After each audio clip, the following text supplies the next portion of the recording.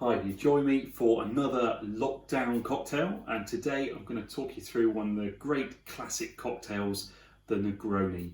So a Negroni is a spirit-forward drink. It's got quite a few little ingredients in it. So we've got some gin. I'm using Chase GB gin, which is really full, got lots of flavour. Campari, which is a bitter orange liqueur. To balance out that bitterness, we've got some sweet vermouth into a rocks glass with a large cube of ice and a nice orange wedge to go in there. So how do we make this? Well, first of all, we need a mixing glass. It's a mixed drink rather than shaken. We're going to take our jigger and measure 1 shot of gin. And that goes, or make sure it's to the top.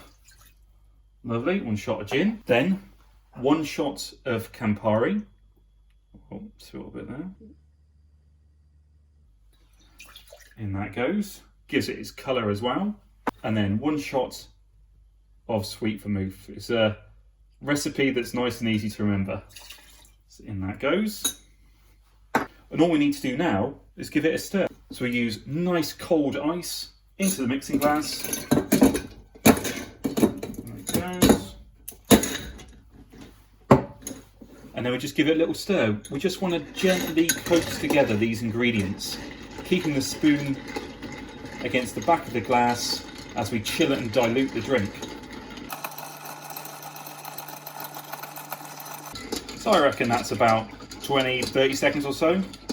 And now we just need to grab the service glass. Use one of these things to get it out. This is called a julep strainer. Pour our mixed drink over the large cube of ice. Lovely.